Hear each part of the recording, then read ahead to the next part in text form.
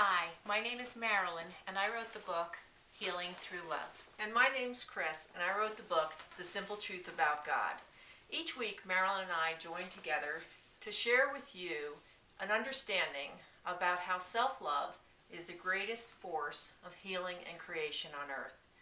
Last week, we were sharing about the power of judgment in your life to fundamentally weaken your heart and change your experience from that which it could be, filled with joy, filled with peace, filled with love.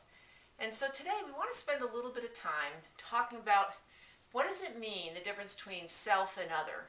Because in truth, self and other are the same thing.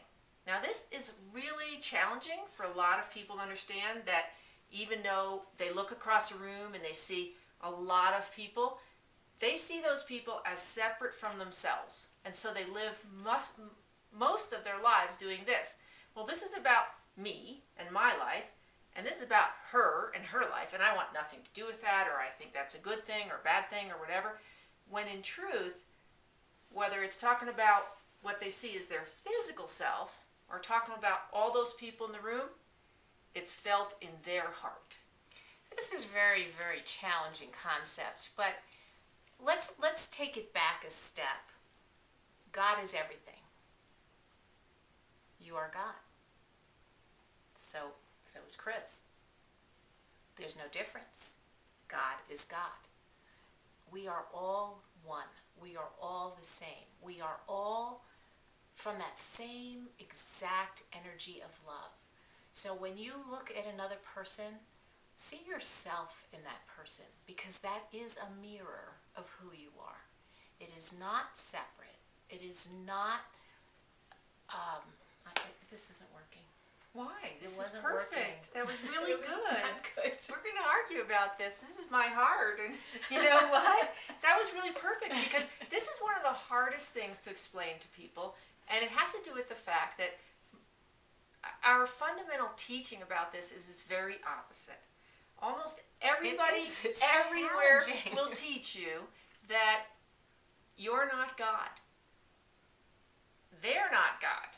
God is somewhere outside. True. And so even in using those words, it makes you go, whoa. And then we're teaching you that as God, all is one.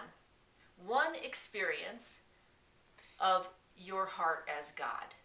And so when we're teaching you about judgment, or we're teaching you about acceptance, the fundamental thing you most need to learn is that as you are toward self and as you are toward other, the experience will resonate in your heart and in your life. So that's the fascinating and challenging part of all of this, and so hard to put into words.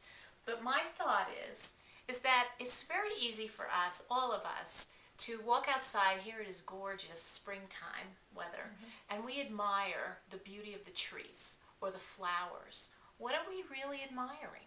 We're admiring all of ourself, all that we've created. Everything is a reflection of us. Whether it is a beautiful sunshiny day or a rainy day, how you perceive it is how you perceive yourself. It is a mirror, and that is a concept that is big. I mean, it's huge. Yeah.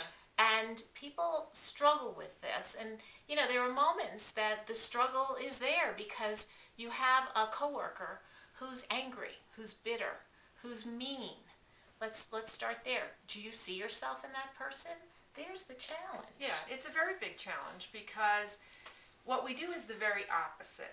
If we have someone, let's say it's a coworker or boss, like Marilyn's saying, and they're in our face about our work product or something, our human reaction on earth, because we are taught that we are separate from one another, is to do this, and to vent venom sometimes, and anger and frustration Absolutely. about that person.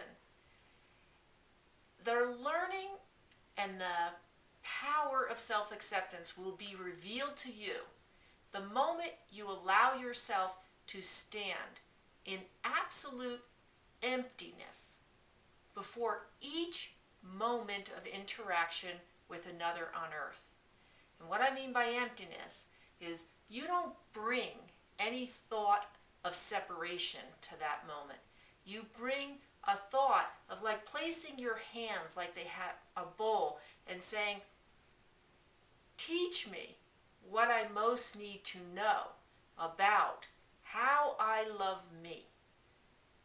And that's the important part, is that moment, even in its anger, even in its frustration, whatever it is about your heart saying, listen to me, listen to me. You need to understand how you're loving you.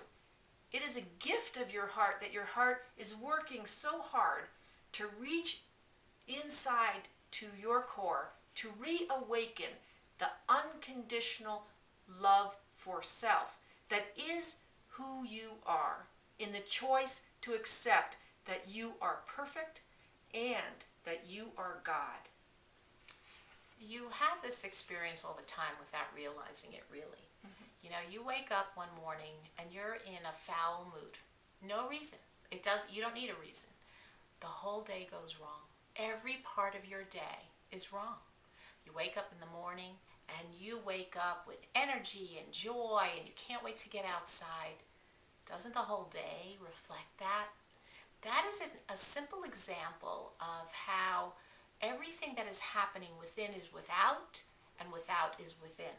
So when you have somebody angry with you, the question to ask is, where am I angry with myself? What am I angry about in my day, in my life, in my experience? It doesn't have anything to do with that individual person. It has to do with the anger. Where am I harboring anger? Because anger is right here in my face. And that's the question to ask. You know, the real key to understanding and then living that self and other are one, they are self as God, is that you begin to listen in openness to your heart, which is now manifested. I use the word heart for soul. You would think of it as soul. Your heart as manifested in these others that you perceive as other. As you begin to place yourself before them to learn, you begin to listen. And you know what? The heart has so wanted you to hear and answer all your questions. And on earth, because we have not been taught to listen, the heart turns to those things we listen to, such as illness, trauma, pain. Everybody stops. Everybody talks about, oh my God, did you hear about this or that? Or I have to stop working because I've been diagnosed with, you know what? That's just your heart doing the same thing as the angry person, just shaking you and saying, look at how you're choosing to love who you are. And asking you, do you want to make this choice? And how you react in that moment to that other person who might be yelling at you or screaming. If you do this, the heart hasn't reached you. And so what will it turn to? It will turn to illness.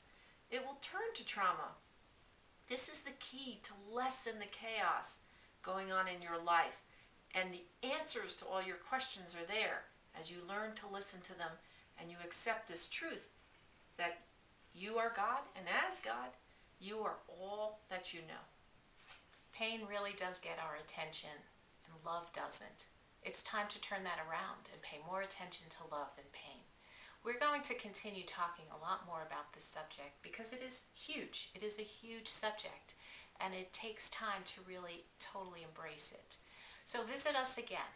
You can just go to YouTube and search on Expanded Living, or you can email us any questions, and we're located at center@expandedliving.net. And we hope that you'll listen to us again soon. Thanks for joining us.